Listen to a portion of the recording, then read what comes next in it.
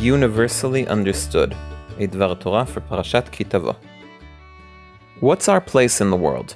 Are we, like Bilaam says, a nation who keep to themselves and disregard the other nations? Or are we meant to participate in what happens in the world and play a part in the intricate game of world politics? This is an ongoing argument among the Jewish people, and unfortunately, today we won't get any closer to solving it. We will, however, see how it reveals itself in an unexpected place. In this week's Parasha, Moshe finished the repeating of the Mitzvot stage of his speech with Mitzvat Bikurim and begins the warning part with the bרכות and קללות, with a short transition part which focuses on what should be done upon entering Israel, which is the part we're going to focus on. Among the different ceremonies which Bnei Yisrael need to hold when they cross the Jordan River is one of taking 12 stones and erecting them in different places, painting them with whitewash, according to most commentators, and writing upon them all the words of this Torah, היטב, literally meaning explained well, a unique word combination which doesn't appear anywhere else in Tanach, ironically demanding an explanation. What we will do next is divide the different commentaries based on what my twisted mind understood from their explanations. First and foremost, we have Rashi, who teaches us that the command was to write the Torah in 70 languages. Whether the reason for this is to allow the different nations to see the Torah and copy it and learn from it, like explained by Rabbi Shabtai Bas in Siftei Chachamim, or to blame them for the fact that they didn't do so, like Rabbi Yosef Bechol Shor teaches, what is interesting about this explanation is the fact that the first ceremonial act that Bnei Yisrael are commanded to hold when reaching a homeland of their very own is actually aimed towards the rest of the nations of the world, a somewhat universal message. The second approach is first mentioned by Rav Sadia Gaon. Quoted by several other commentators, Rasag says that what is written on the stones is a list of the 613 mitzvot of the Torah. Each one of them explains so that the now-to-be-settled nation won't have any questions regarding how they should be kept. I'd like to add, as a side note, that this approach is suitable to when Rasag lived, an era inundated with different ways to count the 613 mitzvot, as taught by Rabbi Simlai in the Talmud.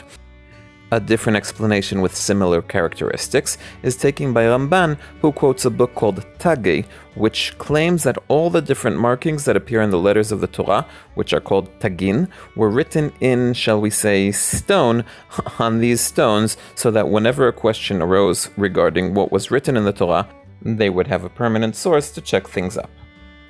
To these two commentaries, I'll add Rashbam, who says they wrote the entire Torah on these stones, but the purpose of the writing was limited to this one-time ceremony, that it will be done in front of a newly written Torah connected to the land, and Shadal, who teaches that this was the reason it was written on whitewash, which is impermanent and not engraved into the actual permanent stone.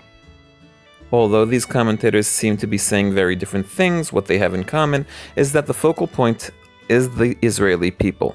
Only they need to keep the 613 mitzvot in the Torah, and only they care how the letters in the Torah are decorated. The Goyim don't need the more technical aspects of our law books, nor would or should the crowns we give our letters make any difference to them whatsoever.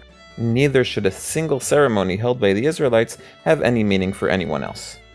Which leaves the third group, to which I will assign Ralbag, who says that the words היטב are referring to the script that must be large and clear. That is why it needs to be written on whitewash, so that they can be seen and deciphered from afar, and Rabbi Yosef ibn Kaspi, who in addition to the large letters, says that the text written in the stone should be the 10 Commandments, which encompass the entire Torah.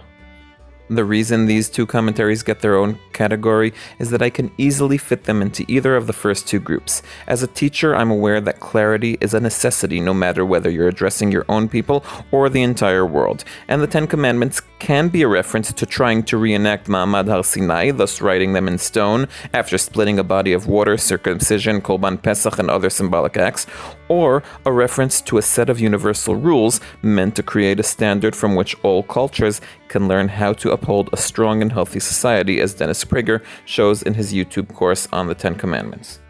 Either way, if you enjoyed this video, whether you think the Torah's message is universal or specific, you are welcome to subscribe and forward it to a friend. I am Dovi Holtz, one who loves Tanach.